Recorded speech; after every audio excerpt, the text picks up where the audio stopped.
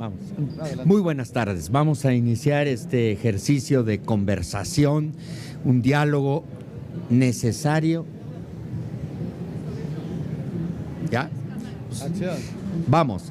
Buenas tardes. Vamos a iniciar este ejercicio de conversación sobre un tema que es el tema que coloca quizá en un antes y un después la humanidad, como la penicilina, en el tiempo. Le pongo esa conjetura. La inteligencia artificial se volvió una herramienta remedial y, por desgracia, compite y fuerte con la inteligencia natural. Y ahora que hay coches inteligentes, edificios inteligentes, y ahora que hay máquinas inteligentes, esos robots que se imaginaron en el siglo pasado algún día podrían ocurrir, pues ahora ocurre algo que es una abundancia de inteligencia artificial, que no quiere decir que haya igual, por desgracia, inteligencia natural. ¿Cómo le ponemos un punto de partida con Lourdes y una provocación? Democracia e inteligencia artificial, elecciones, procesos de competencia y de penetración social con la inteligencia artificial. Lourdes Morales, por favor. A ver. Ya. ¿Sí? Se escucha. Bueno, pues muy buenas tardes a todos. Agradezco al Tribunal Electoral del Poder Judicial de la Federación y en particular a Agustín Millán por esta invitación, igual que al doctor Paco Acuña. Bien, cuando Paco me planteó esta invitación, yo le dije, yo no soy experta en datos, yo hago más temas de transparencia, acceso a la información, Estado de Derecho, combate a la corrupción. Entonces, desde este mirador, pongo sobre la mesa algunas tensiones que identifico con el tema de la inteligencia artificial. Primero, evidentemente, que los efectos de la inteligencia artificial ha generado este debate sobre qué tanto regular, qué tantas leyes podemos hacer para evitar el mal uso o la mala evolución de la inteligencia artificial. Entonces, me parece que la primera tensión que hay es entre tecnología y desigualdad. No todo el mundo tiene el mismo acceso a la información, no todo el mundo tiene el mismo acceso a las herramientas tecnológicas, ni tampoco a la comprensión sobre el funcionamiento de estas herramientas. La segunda es la tecnología contra estas leyes reactivas. Si ustedes revisan los últimos 5 años, ha habido una serie de disposiciones que han planteado pues distintas formas de establecer principios que me parece, y me encantaría escucharlos, que son más buenas intenciones que posibilidades de regulación de pues una tecnología que todavía no acabamos de comprender. Están los 8 principios de la OCDE, más diría brevemente, porque ya todavía no me he pasado, más brevemente 2 aproximaciones. Una primera que va muy vinculado al derecho europeo, el principio pro persona, en donde han puesto sobre la mesa, y las últimas disposiciones de la Europea pues lo confirman en este sentido, cómo proteger los derechos fundamentales de los ciudadanos. Primero los ciudadanos antes de las empresas. Y la aproximación americana que trata de aumentar la transparencia, la visibilización y la comprensión del uso de estas tecnologías, pero enfocado a las compañías, no hacia las personas. Entonces, entre estas dos tensiones, pues me parece que también está cómo resolver la evolución de la tecnología frente a los principios de los valores democráticos, ¿no? Están los 5 terribles, como se les llama: Amazon, Apple, Facebook, Google, Microsoft, que llevan la delantera y que pues han respondido conforme les han exigido, de una manera que no termina de garantizar los derechos fundamentales de la persona. Entonces lo dejaría así en este primer saque. Gracias. Buenísimo, y le vamos a pedir a Cristian Correa que se sume y aborde datos personales e inteligencia artificial, y finalmente saldos, riesgos, efectos, impactos. Y vamos a dejar a Salvador Romero al término de esta primera ronda. Muchas gracias, Francisco, y gracias pues a todo el tribunal por abrir estos espacios que son súper importantes al momento de hablar de estas cuestiones tan complejas. En general, las leyes y la tecnología no se llevan muy bien, van a velocidades totalmente distintas. Como lo comenta Lourdes, ahorita hay un problema sobre la tecnología, la protección de datos personales, cómo proteger los datos personales, pero también cómo hacer accesible el acceso a la información. Yo vengo a poner, la verdad, un poquito más de lo preocupante que es la tecnología artificial si no se regula y a qué velocidad se debe de regular. Eso es muy, muy importante decir. ¿Cuáles son los problemas actuales al día de hoy que tenemos con la inteligencia artificial y la protección de datos personales y la apertura de datos, ¿no? Que son tres cuestiones totalmente distintas, ¿no? Protección de datos personales, nuestro aviso de privacidad, básicamente. Apertura de datos, el gobierno qué hace con nuestra información. American Express, le damos un número de teléfono, lo utiliza para vendernos más tarjetas de crédito, etcétera, ¿no? Eso es la protección de datos personales. Pero ¿qué es lo que sucede con todos esos datos que al día de hoy ya son públicos?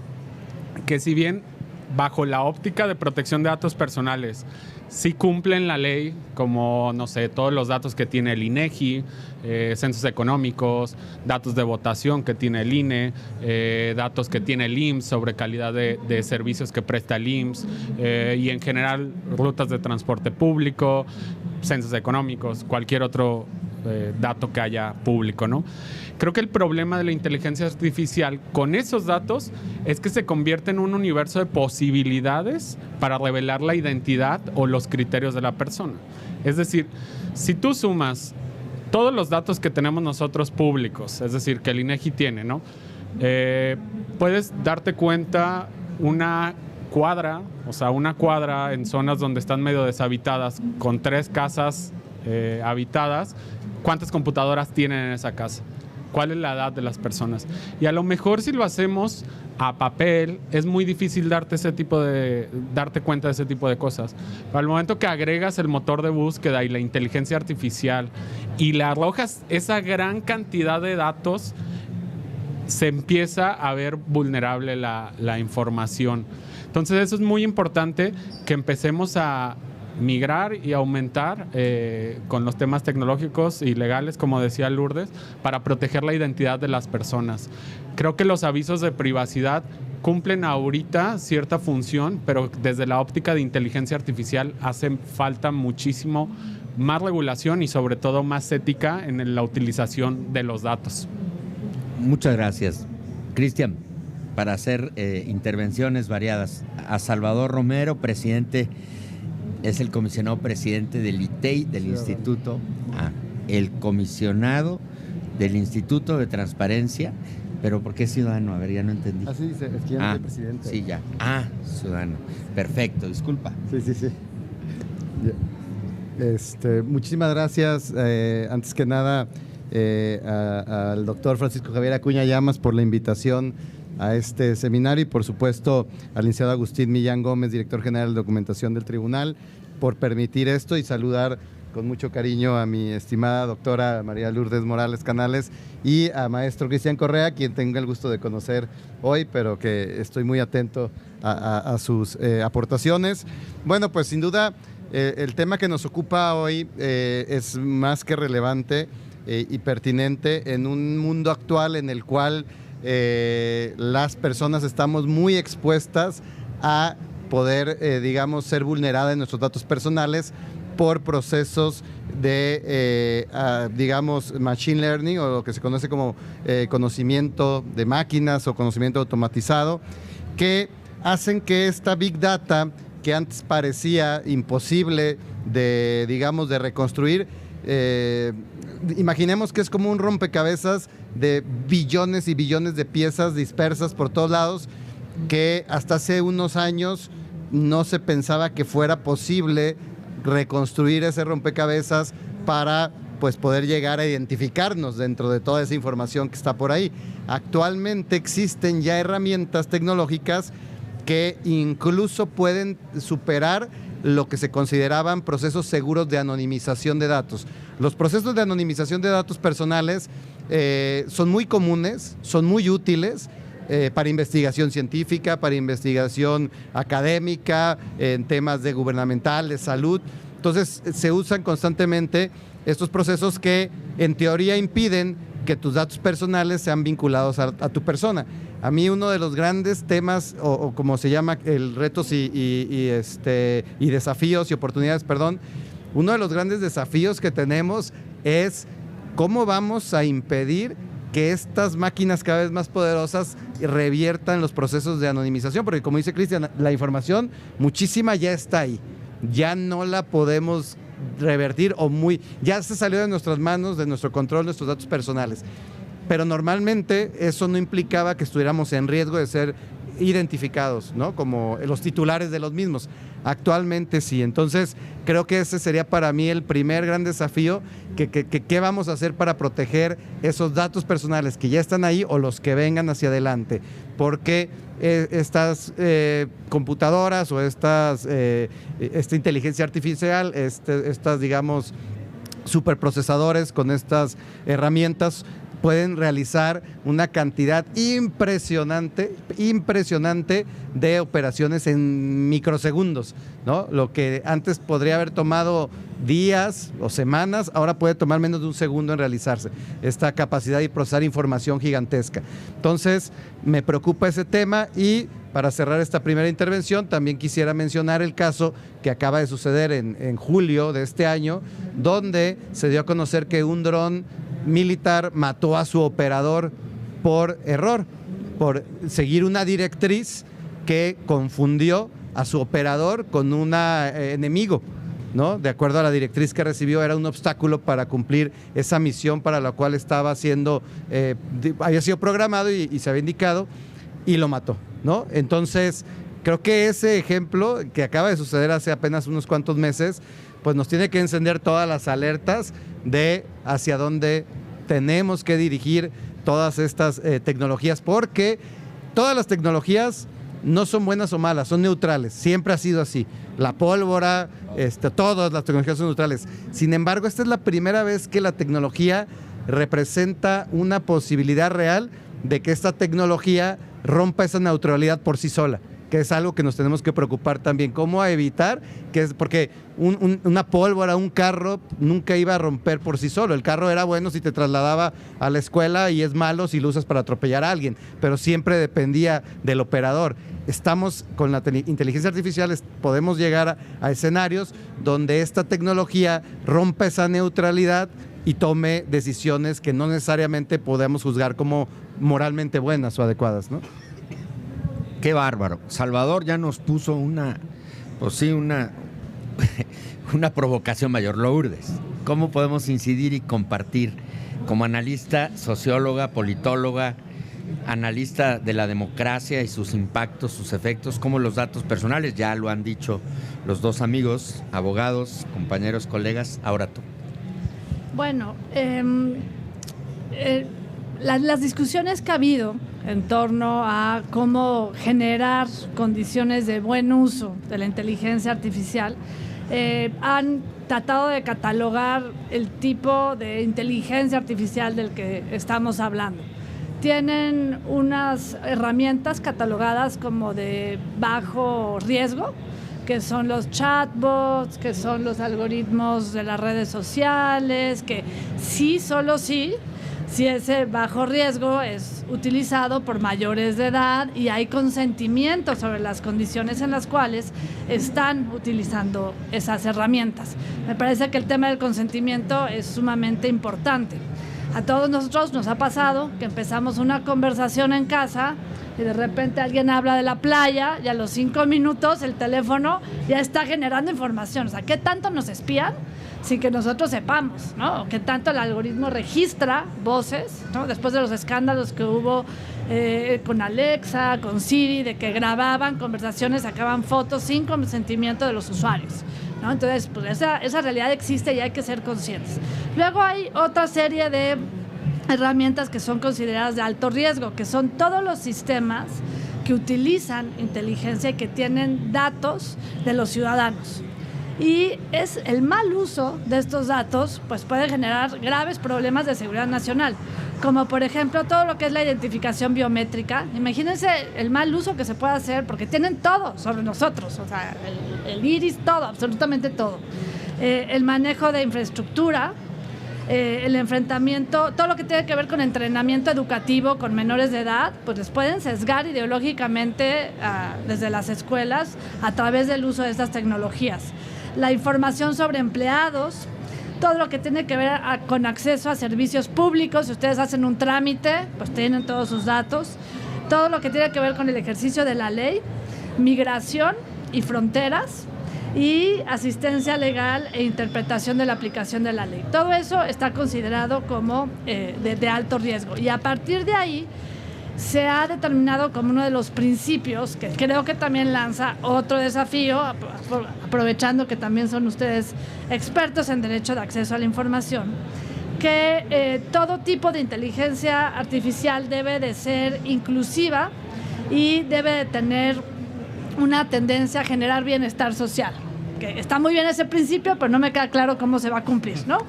Que tiene que estar centrado en los ciudadanos, en las personas y no en las empresas, que tiene que cumplir con máxima transparencia y máxima explicación. O sea, sí, las empresas tienen que hacer un esfuerzo de explicar cómo funciona, cuál es el sistema que están utilizando y qué se puede hacer con esa información, cuál es el impacto. Tiene que ser robusto, seguro y tiene que ser accesible. Y tiene que rendir cuentas. Sí, tiene que haber un sistema de rendición de cuentas en donde se establezca la responsabilidad por las consecuencias no deseadas, que es otro tema también, cómo enfrentar eso, del uso de la inteligencia artificial. Muchas gracias, Lourdes. Antes de darle a Cristian Correa la palabra de nueva cuenta, cabe hacer un matiz, Cristian, pusiste el ejemplo global, lo hemos estado diciendo. Hay que reconocer que el INEGI ha tenido una experiencia mucho más táctica, mucho más cautelosa y de cuidados desde el origen, porque sabía que el control de la demografía y su seguimiento, no es control, es un seguimiento. A México no le creían nada en el mundo en los años 70. Sus cifras para decir que tenía tanto nivel de natalidad o ¿cómo se dice? Exacto, el número de habitantes, los flujos de las estadísticas y la estadística social. El INEGI ha tomado medidas preventivas para desagregar los datos tanto de personas, inclusive como de comercios y establecimientos. Lo pongo esto, pero la idea, lo que dijo Cristian es absolutamente cierto. El resto de las grandes bases de datos, sobre todo las de salud y la propia electoral, son y han sido las más vulneradas. Cristian, por favor. Gracias, Francisco. Sí, es muy difícil. Actualmente la información está ahí y lo que comentábamos es muy difícil saber cómo se va a utilizar esa información que está ahorita y para el futuro. Y creo que la inteligencia artificial, yo soy un principal encaminador y estoy a favor de la inteligencia artificial, pero sí debe de estar regulada, creo. Son de las cosas que yo creo que debe de cualquier gobierno nacional o internacional debe de poner mucho hincapié. Daban el ejemplo ahorita del tema del dron, Salvador, ¿no? Yo les pregunto a ustedes, ¿cuántos de aquí tienen 2 o más dispositivos con acceso a internet? Llámense Alexa, chapas eléctricas, un microondas, lo que sea. Si nosotros le ponemos después focos, cerraduras, etcétera, etcétera, y compramos una inteligencia artificial de Amazon, Google, lo que comentamos ahorita, esa inteligencia artificial naturalmente tiene sesgos, ¿no? De los programadores que la hicieron y de la información con la que aprendió. Puede ser que esa inteligencia artificial, es muy probable, y no estoy hablando de un futuro grandísimo y larguísimo, lea nuestro correo electrónico y diga: llegaron tus estudios del doctor, tienes alto el azúcar o yo qué sé, y te esconda el refri y no te permita abrir el refrigerador porque tiene inteligencia artificial, ¿no?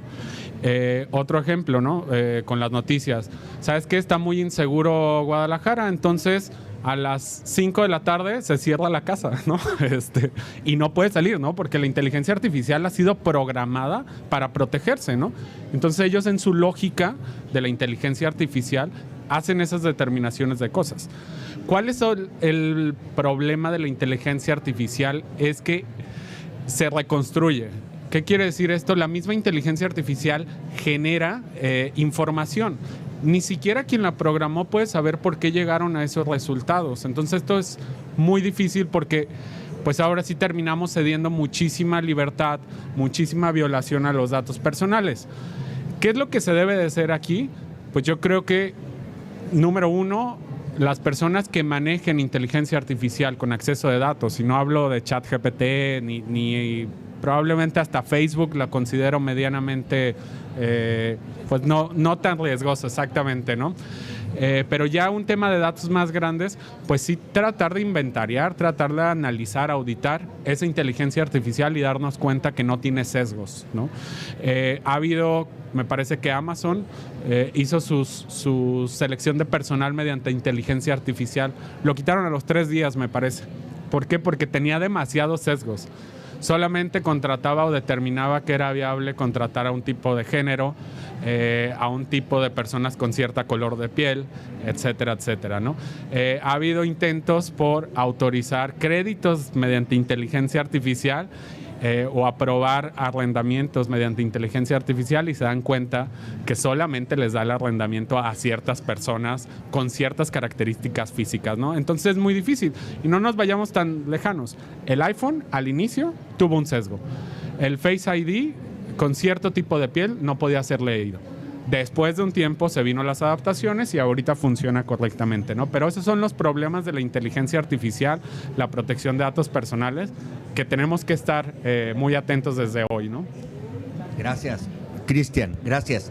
Las 5 terribles de las que hablaba Lourdes y que se ha estado diciendo de ellas, estas grandes plataformas universales, viven del uso masivo de datos personales. Su verdadero alimento son ellos y ellas son las que echaron a andar la microsegmentación de lo que está hablando ahora Cristian Correa y que ha resultado en experimentos tan penetrantes o manipuladores masivamente como el famoso caso de Analytics, ¿cómo se llama? Se me fue ahorita. Cambridge Analytics y el de la votación que llevó al Brexit y el de la votación que llevó a Donald Trump, que tanto hubo hasta sanciones grandes al respecto para esa gran plataforma universal. Salvador. Muchísimas gracias. De lo que han comentado ahorita, quisiera nada más hacer el comentario que regular este tema es muy complejo porque es un tema que trasciende cualquier frontera de cualquier estado, de cualquier país. Entonces, uno de los grandes retos, hablando de desafíos en este panel, uno de los grandes desafíos va a ser generar convenios internacionales que protejan más allá de las fronteras de los países, el que se respeten las mismas reglas y los mismos principios, porque de nada va a servir que nada más en México tengamos una legislación que no permita que la inteligencia artificial pueda realizar determinado tipo de tratamiento de nuestros datos personales, si se pueden hacer en Guatemala o en El Salvador, ¿no? Entonces, va a ser muy complejo el controlarlo si no se hace un enfoque internacional como el que se ha venido haciendo a nivel de protección de datos personales tratados por seres humanos, directamente desde el convenio 108 en 1981, que empezó a incorporarse también el tratamiento automatizado. Pero al final de cuentas creo que ese es uno de los grandes retos. La legislación va a estar muy compleja en esta materia y la verdad es que a las grandes empresas transnacionales pues tampoco les conviene mucho que la regulen o no hasta ciertos puntos. Digo, en su comparecencia de Zuckerberg con el caso de Cambridge Analytica, una de sus frases así más fuertes que dio al Senado fue, pues es que no dejen todo en mis manos, ¿no? O sea, no pongan toda la responsabilidad de qué voy a hacer con los datos personales de mis usuarios en mis manos. También ustedes díganme algunos indicadores, ¿no? De cuáles son hasta cierto punto los límites, porque bueno, las empresas que se rigen rigen por las utilidades y que además pueden utilizar criterios de inteligencia artificial para buscar maximizar esas utilidades, difícilmente van a respetar derechos humanos o derechos personales, ¿no? Entonces, sí tiene que haber un control de las autoridades, pero ese control va a estar muy difícil que se imponga desde una sola legislación, desde un solo país. Tiene que ser un esfuerzo pues global, prácticamente global, ¿no? Bueno, eso respecto a la legislación. Otro de los temas que a mí me preocupa mucho, pues ya vimos el tema del dron, que además viola, creo que Isaac Asimov en su momento dio en el clavo con las 3 leyes de la robótica. Creo que deberían de ser las mismas 3 leyes ahora para la inteligencia artificial, y la primera era no matarás a un ser humano, ¿no? Este dron ya mató a un ser humano, o sea, está fuera de la programación de lo que recomendó Asimov en su momento. Pero hay un autor español, José María Velasco, que estaba leyendo el otro día un artículo de él, que dice: debemos de adaptar esas leyes de Isaac Asimov a la inteligencia artificial en materia de tratamiento de datos personales. Y la primera ley sería no será no matarás, ahora será no incidirás o no manipularás. No usarás los datos personales de un humano para manipularlo, porque actualmente es posible que un sistema de inteligencia artificial, un buen algoritmo, nos pueda manipular sin que nos demos cuenta. Esa es la verdadera manipulación, es cuando no te das cuenta. Ya si te diste cuenta, ya no está siendo manipulado. Pero la libertad se constriñe. Comentaban si estamos cediendo mucha libertad. Yo creo que sí estamos cediendo mucha libertad con todos los datos personales que compartimos. Con el puro hecho de tener un celular en la bolsa, aunque no lo saquemos, ya estamos dejando una estela de datos personales detrás de nosotros. Uno de los grandes retos que tenemos es controlar, limitar la inteligencia artificial, no solo para que no mate, sino para que no nos manipulen, para que no nos esclavicen hasta cierto punto, porque si no sabemos nosotros que estamos siendo, no sé, digo, por poner un ejemplo, una analogía a lo mejor muy, muy absurda, pero imagínense que ustedes dicen, en cuanto salga una canción que no me guste, ya me voy de esta fiesta, ¿no? Pero lo piensan nada más. Imagínense que la inteligencia artificial tiene la posibilidad de seguirles poniendo todas las canciones que les gusten sin que ustedes se den cuenta de que se están quedando más tiempo ahí porque les siguen dando de su chocolate favorito, pero no se dan cuenta ustedes que están siendo manipulados, que es básicamente lo que hacen Netflix y Spotify, sugerirnos más programas, más canciones conforme a nuestro perfil. Y no nos están avisando, oye, esto se generó de acuerdo a un perfil exclusivo que hice de ti conforme a tus gustos.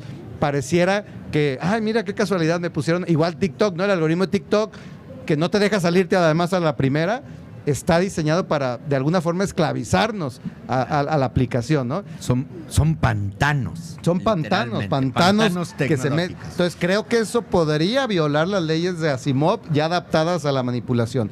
Y finalmente cerraría esta intervención con el tema que también comentaban de discriminación. A ver, ¿se puede darle discriminación involuntaria? Sí, se ha dado muchos casos. Comentaba Cristian el caso de Amazon, comentaba también el caso de los créditos, ¿no? Amazon contratando gente con un perfil o los créditos también seleccionando un perfil muy discriminado, pero también se pueden dar discriminación voluntaria, ¿eh? O sea, una empresa, por ejemplo, de seguro de gastos médicos mayores podría fácilmente programar o utilizar la inteligencia artificial para recabar datos personales que estén en fuentes abiertas de un usuario sin que él lo sepa, para determinar si corre o no tiene riesgo de contraer determinada enfermedad y en base a eso fijar la póliza, ¿no?, de seguro. Claro. Por ejemplo, el otro día, este es un caso real, ¿eh? Yo no sé si fue mala suerte o si ya también lo están haciendo voluntariamente, pero es discriminación a final de cuentas. Estaba yo con una persona, acabamos de comer, íbamos a pedir un Uber los dos, íbamos al mismo lugar y estábamos, pues pídelo tú, y en lo que los dos lo queríamos pedir, nos dio tarifas diferentes al mismo lugar, desde el mismo lugar, ¿no? Con el que es tarifa dinámica, no era mucho, un 5 o 10% de diferencia el precio. A él le marcaba 180, a mí 160. Yo no sé si ya está discriminado también Uber diciendo, a ver, este usuario está acostumbrado en promedio pagar más por sus viajes, hay que subirle un poquito más. Eso es discriminación, eso sería completamente al margen de la ley en materia de tratamiento de datos personales. Entonces yo con eso cierro. Sí, muchas por gracias. favor. Ya va a faltar ya nada más una conclusión después de esta ronda para ti, más chiquita por razones del tiempo, pero estuvo muy bien. Lourdes, por favor. Sí. No, estuvo muy bien. Más que Bueno. sí para- Creo que también hay que ver el lado positivo, ¿no?, de la inteligencia artificial, y sin duda eso ha permitido avances en la ciencia, ¿no? Se pueden hacer intervenciones quirúrgicas pues mucho más puntuales que ayudan a la ciudadanía. Ha permitido, frente al reto que hay del terrorismo, identificar y desmantelar. Por ejemplo, en Europa ha sido muy importante mapear dónde están las redes de terrorismo y mejorar la seguridad nacional. Y pues también para hacer investigación, la inteligencia artificial simplifica bastante, ¿no? ¿Cómo sería el contraste frente a esto? Pues gobiernos autoritarios como la ley de China, en donde pues utilizan la información sin consentimiento para controlar a la población, o bien el espionaje, o bien el sin darnos cuenta renunciar a nuestro derecho a la privacidad. Tú hablabas de que había que avanzar en una revolución y que era un desafío. Ya está el primer paso. Casi todos los países tienen leyes de protección de datos. El primer paso ahí está. Y recientemente el INAI estuvo en un foro en donde suscribieron una serie de principios para enfrentar la inteligencia artificial y al mismo tiempo garantizar la protección de datos. Entonces sí, la parte del consentimiento es muy importante. La parte del crimen organizado, vigilar que no se utilice la inteligencia con fines de destrucción o con fines de ilícitos. Yo conozco personas que les han clonado la identidad y que siguen sus procesos y todavía no logran pues deshacer el entuerto, ¿no? Y siguen con la identidad clonada solo por haber olvidado una INE en un edificio, ¿eh? Con la deuda. Nada más con eso le sacaron créditos a su nombre, una locura. Entonces, para concluir, creo que sí, los desafíos pues son interesantes, ya hay avances. Yo aconsejaría que vean estos dos miradores, el europeo, el americano. La OCDE tiene un observatorio de políticas de inteligencia artificial. Me sorprendió saber que había 15 políticas en México. No las conozco, pero están ahí en el micrositio de la OCDE. Y sin duda, pues no abandonar nuestro derecho a decidir y nuestro derecho a participar por las vías convencionales, porque no se crean el espejismo de que estar frente a un Twitter es participación ciudadana, porque muchas veces ni siquiera hay del otro lado una persona, ¿no? Muy bien. El anonimato en la internet, la libertad de expresión ganó, y por esa razón se tienen que experimentar riesgos, e inclusive se dice la nueva era y la era digital es la era de los riesgos aumentados. Fue preferible darle carta de naturaleza al anonimato de los internautas, a pesar de haber mucho depravado detrás de esas figuras para asediar y maltratar y afectar a nuestros niños, por ejemplo. Pero de otra manera China era lo que quería, tener un control absoluto de lo que tú en libertad supuesta haces o dices. En fin, para otro tema, otra invitación de Agustín Millán, que seguro todos la queremos. Y Cristian, por favor, ya para comentarios circulares y al final ya minis, ya no más de poquito. Creo que ya toca bien, como hablar de lo bueno, ¿no? De la inteligencia artificial, creo, porque estamos bien asustados todos, ¿no?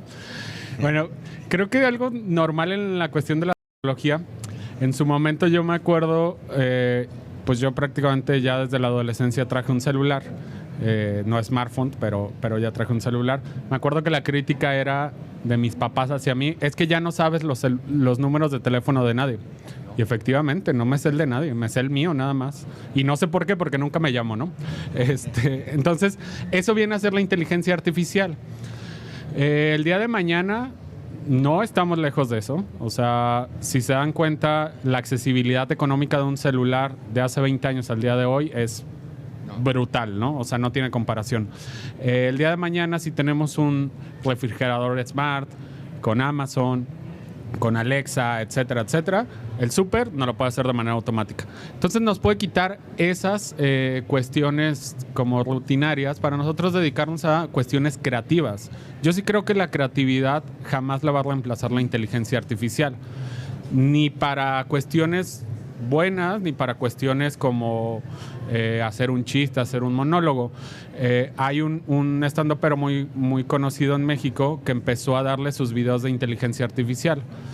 Y después de gran cantidad y grandes horas de videos les dijo, hazme un discurso como si fueras Franco Escamilla, ¿no? Y Franco Escamilla dice, no, estaba malísimo el discurso, ¿no? Entonces creo que ese toque de sensibilidad humana jamás lo va a tener la inteligencia artificial. Entonces esos son los retos muy importantes y las cuestiones buenas. Comentaba ahorita que hay 15 iniciativas de México en la OCDE, me parece. Yo sí conozco una y es de Jalisco y de verdad yo en particular estoy muy orgulloso de eso. Análisis de rinopatía. La rinopatía pues es el tema de las cataratas, cuestiones así. ¿Qué es lo que sucede en México? En Jalisco, que es el dato, creo que hay 57 oftalmólogos que pueden detectar la rinopatía, que se termina haciendo en cataratas. ¿Qué es lo que sucede? La lista de espera es muy, muy larga para tener la consulta con el médico. Puedes ir prácticamente a cualquier laboratorio y te hacen las tomas de tu retina, pero luego tardas hasta 6-8 meses, por lo menos en la cuestión pública, en que te tome el doctor y vea si tienes rinopatía o no. Se creó por el gobierno del estado de Jalisco una inteligencia artificial para determinar si era probable que tuviera indicios de rinopatía. Entonces, nada más con las imágenes fue ya diseñada esta inteligencia artificial, le han proporcionado más de, si no me equivoco, más de 20,000 imágenes de rinopatía entre hombres, mujeres, niños, altos, bla, bla, para determinar si es probable que tiene rinopatía. Si se detecta que es probable que pueda tener rinopatía esa persona, se le brinca en la lista y se les da los primeros lugares con la cita con el oftalmólogo, ¿no? Entonces, este tipo de cuestiones que ya se están trabajando el día de hoy son con las que podemos mejorar nuestras vidas con la inteligencia artificial. Discriminación, pero en positivo, sí. No positiva, en positivo, para bien de la verdadera necesidad. Lourdes, vamos a hacer ya comentario final de 2 minutos. Lourdes tiene 3 y los otros 2 amigos tienen 2, porque también el moderador tendrá que decir algo, ¿no? Al término. Así es que, Lourdes, por favor. No, yo ya había casi concluido, entonces nada más decir que nosotros empezamos a tener en la UDG casos de trabajos hechos con inteligencia artificial. Entonces, pues no podemos negar que existe. Nada más le decimos, bueno, hagan sus trabajos, pero digan de dónde los sacaron, porque nos vamos a dar cuenta. Tenemos también herramientas para detectar plagio y herramientas para detectar si se hizo con inteligencia artificial. O sea, la parte es ser honestos y utilizar las tecnologías para el aprendizaje y no para sustituir o para tener actos de deshonestidad intelectual, que vemos que luego hasta a la Suprema Corte van a dar, ¿no? Cuando no tienen honestidad intelectual. Entonces, bueno. Y eso fue antes de la inteligencia artificial. A ver, Salvador. Muchas gracias. Pues sí, yo también quiero cerrar hablando de las oportunidades y creo que las 2 grandes oportunidades que yo veo en la inteligencia artificial es que pueda ayudar a solventar 2 de las más grandes necesidades que tiene que ofrecer o que tiene la necesidad las personas y que tiene la obligación de ofrecer el Estado, que son salud y que son educación, ¿no? Por el lado de la salud, hace algunos años ya Google lo había detectado y planteó el problema. ¿Por qué? Porque con cierto tipo de búsquedas que realizaban los usuarios sobre temas de salud, un algoritmo de Google podía saber si estaba teniendo o en vías de tener una enfermedad peligrosa y grave. Y entonces Google decía, oye, ¿le aviso o no le aviso? ¿O lo dejo que se entere hasta que ya esté por morirse y sea irreversible? ¿No? Entonces, y eso fue, insisto, hace casi 8 o 9 años que pasó este caso donde Google dice, oye, mi algoritmo se está dando cuenta que hay personas que por ciertas búsquedas, todo indica que van a tener esto, tarde o temprano van a presentar una enfermedad de esta naturaleza que podría salvarle la vida si le prevengo ahorita, ¿no? Entonces, la inteligencia artificial actual, imagínense lo que podría llegar a ser en temas de salud. Sería como tener nuestro doctor en casa, ahora sí, no automedicarnos, pero sí podría ayudar mucho a prevenir muchísimas enfermedades y cargando la información adecuada, a prevenir y a salvarnos incluso la vida. Por el lado de la salud, eso sería, pues evidentemente, una súper oportunidad. Y el lado de la educación, las herramientas de inteligencia artificial, y no estoy hablando que sirvan para plagiar y hacer trabajos inventados ahí por la propia plataforma del BART o lo que sea. No, puede ayudar a que muchas personas que no tienen acceso a una educación formal, que tienen que estar trabajando por necesidades de que tienen los 15, 16 años, etcétera, puedan obtener una asesora, una instructora prácticamente gratuita que los capacite prácticamente para que lo único que les haga falta sea el título, pero los conocimientos los pueden ya adquirir. Creo que en materia de educación se pueden aprender idiomas ya, se puede aprender ciencia, se puede aprender matemáticas sin gastar un solo peso más que lo que te cuesta el acceso a internet. Entonces, ahí están las dos grandes oportunidades que nos da la inteligencia artificial para solventar dos grandes problemas, sobre todo en países de tercer mundo o en vía de desarrollo como México, ¿no? Muchas gracias, Salvador. Cristian. Muchas gracias. Perdón, pues ya para concluir, creo sí hay que regularse la inteligencia artificial y siempre es cómo lo hacemos, ¿no? El problema, ¿no? Ya creo que con esas pláticas ha quedado más que nada definido que se debe regular. Y yo sí tengo una ciertas propuesta y una muy en particular. Si bien no puedes analizar por qué la inteligencia artificial determina X cosa o otra cosa, porque se autoconstruye y funciona como las redes neuronales de cualquier persona, pero sí puedes saber qué se hace con esa respuesta. Entonces eso es muy importante y creo que ahí vendría lo primero, ¿no? Realizar auditorías para ver las empresas, el gobierno, los particulares, ¿qué hacen con las respuestas que le dan la inteligencia artificial? Entonces, eso sí se puede crear, se puede analizar, se puede auditar desde maneras tecnológicas relativamente sencillas, ¿no? Tener auditorías regulares sobre la inteligencia artificial, sobre qué determina esta inteligencia artificial y sobre qué se hace con esta inteligencia artificial. Y sobre todo, lo que estamos haciendo aquí, conocer, informarnos, saber qué es la inteligencia artificial, cómo funciona, no tenerle miedo, no pensar que nos va a quitar nuestro trabajo o el día de mañana todos vamos a ser robots, meternos, analizarnos, ¿no? Si no, va a volver a pasar como lo que pasó con el internet, que hubo muchas personas que no quisieron utilizarlos y se quedaron en la brecha digital, ¿no? Entonces va a volver a pasar eso. Estamos ya en un presente donde la inteligencia artificial se convive día a día, ¿no? Entonces, analizarla, utilizarla, y ahí solo vamos a saber cuáles son los riesgos de utilizar una inteligencia artificial. Muchas gracias. Lourdes, ibas a decir un punto final. Sí, un punto adicional, y es parte de las discusiones sobre las leyes, es que están obligando a las empresas a capacitar en inteligencia artificial, porque de nada sirve transparentar cómo funcionan los algoritmos si los ciudadanos no sabemos cómo entrarle a esta información, ¿no? ¿Qué hacemos con esos datos? Entonces, Google acaba de anunciar que va a hacer capacitaciones masivas en inteligencia artificial gratuitas, me parece que en 2 semanas. Bueno, ahí búsquenlo, seguro estará ahí la información. Y le están exigiendo a las empresas que si contratan como requisito, si incluyen en sus requisitos de contratación que sepan de inteligencia artificial, tienen que capacitarlos en esos temas. Entonces, pues muchas gracias. Vamos cerrando diciendo, una mesa de lujo, el Tribunal Electoral del Poder Judicial de la Federación nos coloca en los puntos, más finos de la discusión de la era moderna. El Tribunal Electoral no solo resuelve sus competencias con toda la enorme concentración exclusiva que eso merece. Reconocemos a Agustín Millán, que desde el área de documentación, que tiene una serie de funciones también muy sensibles, de conocimiento y de aportación para que la sociedad ejercite sus derechos, no solo el derecho a votar, sino también el derecho a ser votado.